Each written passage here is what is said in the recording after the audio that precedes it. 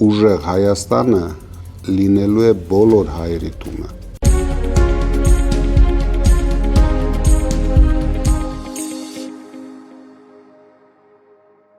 Պարոն Կարապետյան, բարև ձեզ։ Բարև Ալեք ջան։ Ինչպե՞ս եք։ Շատ լավ, դու ինչպե՞ս ես։ Միշտ ուժեղ։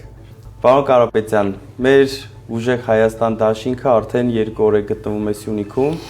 եւ մեր թիմակիցները ինձ ասում են, որ մեր հայրենակիցները, մեր սյունեցիները շատ անհանգստացած եւ շատ մտահոգ են։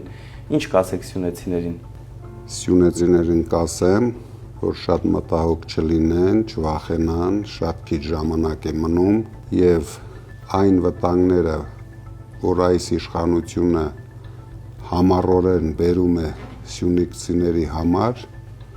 դրան վերջ ենք տալու 1 ամսից հետո։ Ինձ մտահոգեց, որ արտաքին գործերի նախարարը հայտարարեց, որ մեր հայկական տարածքների ինչ-որ մասը ադրբեջանական է։ Դա նշանակում է զիջողական քաղաքականությունը շարունակվում է, միակողմանի զիջումներ են անելու, այս մարդիկ չեն հանգստացել, չնայած որ նրանք բացարձակ սուտասաներ են, կերակրում են մարդկանց ստերով, բայց մեկ-մեկ ճիշտ են խոսում։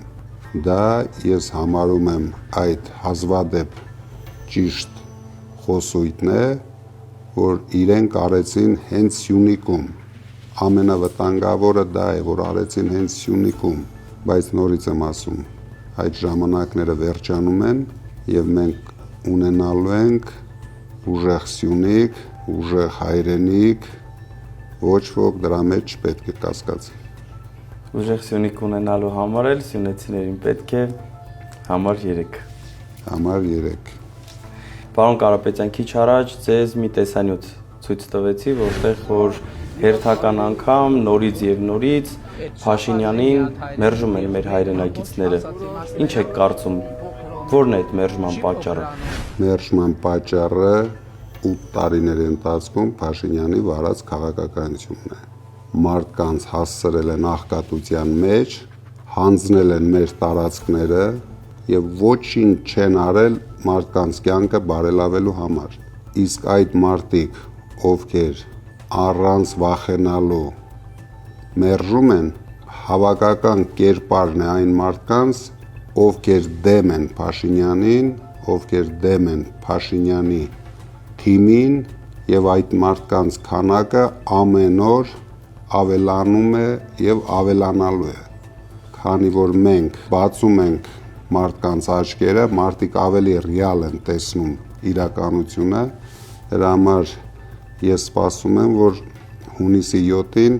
այդպիսի մարդիկ կլինեն Հայաստանի բնակչության 90%-ը։ Միանշանակ։ Պարոն Կարապետյան, վերջին հարցս։ Ով է Փաշինյանի ընտրողը եւ ինչ կասեք նրան։ Կան մարդիկ, որ հույսները կտրել են, իրենց միակ հույսը դարել է նախընտրական կաշառքները, որ այս իշխանությունը 1 ամիս առաջ նվիրեց մեր ժողովրդին, բայց դա չի օգնելու Փաշինյանին եւ իր իշխանությանը։ Շատ շուտով մենք լուրջ փոփոխություններ ենք բերելու։ Մենք դառնալու ենք բոլոր հայերի, թե Հայաստանի, թե հույսները կտրած հայերի, թե հույսով հայերի, բոլոր հայերի համար հայրենասեր, հայ արժեքները դավանող իշխանություն եւ ուժեղ Հայաստանը լինելու է բոլոր հայերի տունը։ Միանշանակ։ Շնորհակալ եմ, պարոն Կարապետյան, ձեզ լավ օր։